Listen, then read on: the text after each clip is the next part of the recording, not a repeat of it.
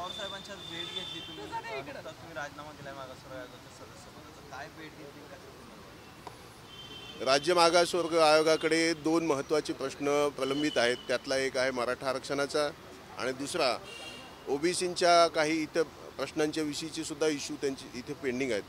तिथे सखोलपणे आम्ही त्या सर्व प्रश्नांचा अभ्यास केलेला आहे आणि मराठा आरक्षणाचा प्रश्न कायमस्वरूपी मिटवण्यासाठी आणि सर्वोच्च न्यायालयात तुटेल अशा पद्धतीने त्यात सध्याच्या परिस्थितीतून मार्ग काढण्यासाठी मी असा प्रस्ताव राज्य मागासवर्ग आयोगामध्ये मांडलेला होता की महाराष्ट्र राज्याची संपूर्ण जनगणना झाली पाहिजे.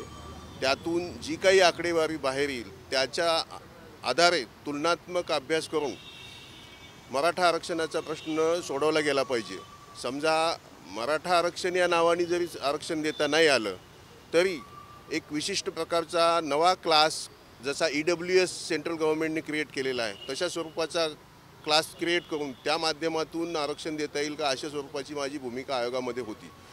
पण शासनाच्या आणि माझ्या भूमिकेमध्ये थोडासा फरक पडत होता म्हणून मी नाराजीने काल राजीनामा दिला आहे. मी माझ्या या सगळ्या बाबी माझी ही भूमिका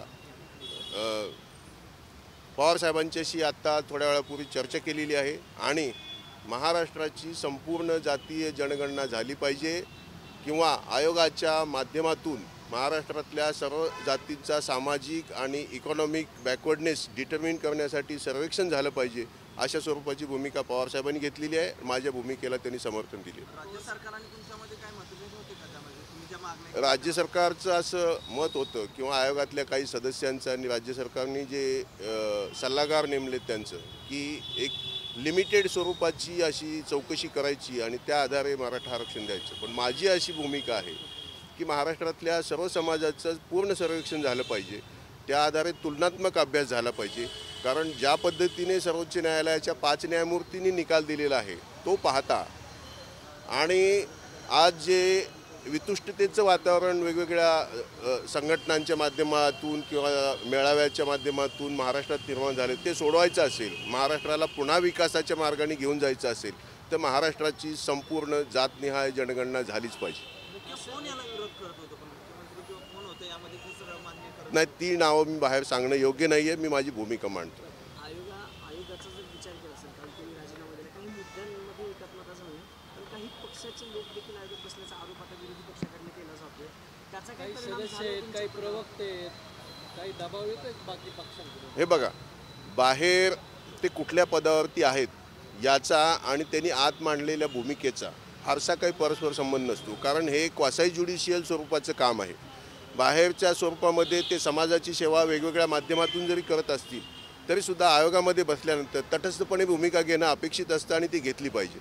समजा आयोगामध्ये मी ओबीसीचा सदस्य म्हणून बसलेला असेल किंवा मी मराठा समाजाचा म्हणून बसलेला असेल तर म्हणून माझी भूमिका ही माझ्या त्या संबंधित जातीशी रिलेटेड असली नाही पाहिजे.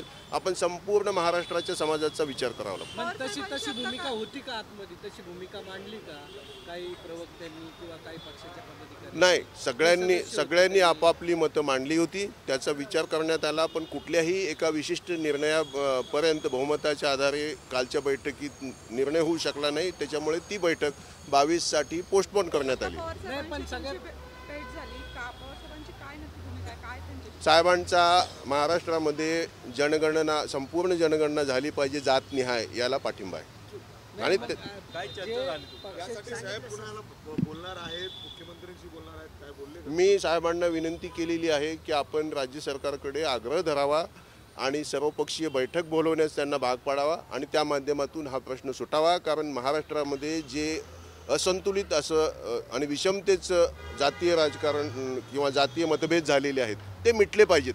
ते मिटले तरच महाराष्ट्र विकासाकडे जाऊ शकेल. नाही, काही विशिष्ट समाजाकडून बोललं जाते की काही पक्षाचे पदाधिकारी हे मागासवर्ग आयोगाचे सदस्य आहेत त्यांच्याकडून याच्यामध्ये दुजाभाव केला जातोय. अशा सदस्यांना आयोगात राहणं कितपत योग्य आहे? नाही, त्यांची जी भूमिका आयोगामध्ये होती ती पाहता मला असं वाटतं की त्यांनी त्यांच्या पक्षीय बाबी आयोगामध्ये येऊ दिलेल्या नाहीत.